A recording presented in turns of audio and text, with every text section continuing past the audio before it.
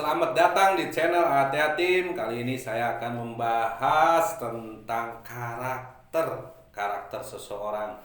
Manusia terlahir di dunia ini tentunya membawa sebuah karakter, baik itu perempuan ataupun laki-laki. Karakter ini kadang ada bawaan dari kecilnya. Jadi kita harus tahu dulu fase manusia setelah terlahir itu ada fase, yaitu fase anak-anak, balita di bawah 5 tahun, ada fase anak-anak, yaitu fase anak-anak itu umur 6 tahun sampai 12 tahun, dan ada fase remaja dari mulai 17 tahun sampai 24 tahun, dan ada juga fase orang dewasa, yaitu dari 30 tahunan sampai 50 ke sinilah. Dan terakhir itu adalah ada fase lanjut usia, yaitu fase pensiunan. Sudah tua. Oke. Nah, di dalam sebuah perusahaan kita tentunya memerlukan pegawai yang harus kita rekrut.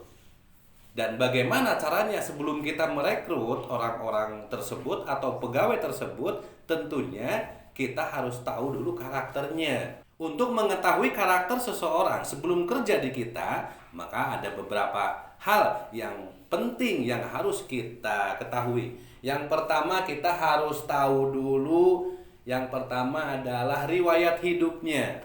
Kita tahu mulai lihat dari ijazah, SD, SMP, SMA, lulusan apa, SDM-nya tuh seperti apa, kita lihat di lapornya.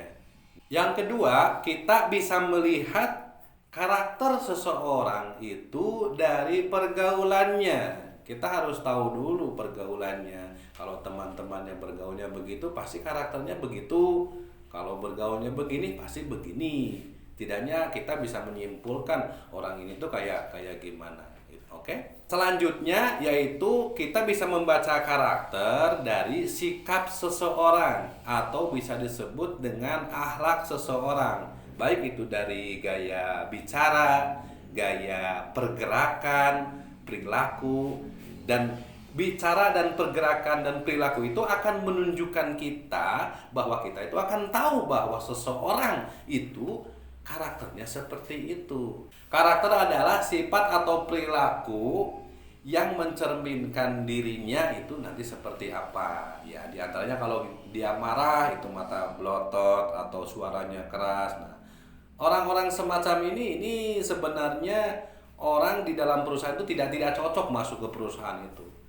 Kenapa? Karena seorang leadership, seorang pemimpin itu membutuhkan pegawai-pegawainya itu yang handal, profesional, rajin, dan juga beretitude baik gitu. Tentunya di dalam attitude baik itu ada keramah tamahan dan ada sopan santun dan baiklah untuk melayani nanti.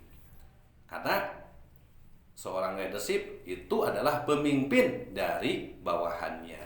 Dan seorang ayah itu adalah leadership dari keluarganya. Maka keluarga itu harus diatur sama ayah. Dan ibu adalah seorang leadership dari anak-anaknya. Ibu harus memberikan cermin kepada anaknya, itu harus baik, jangan marah. Kalau ibu marah terus ke anak, ya anak stres.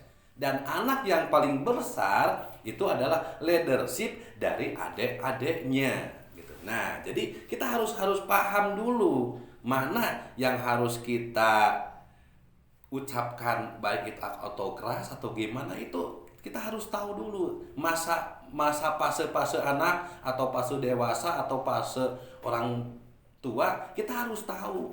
Tentunya kita harus bisa menyesuaikan diri. Kita harus bisa beradaptasi. Kalau kita berhadapan dengan anak, kita harus gimana? Kalau kita berhadapan dengan orang remaja, kita harus gimana cara ngomongnya? Kalau kita berhadapan dengan orang dewasa, kita harus gimana?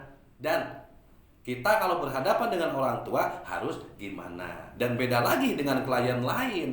Tentunya kita bertemu dengan orang yang profesional, kita harus gimana perilakunya. Nah, disitulah kita memerlukan sumber daya manusia di dalam bisnis tuh. Skill tuh harus ada gitu. Skill harus ada dan kita harus bisa membaca karakter.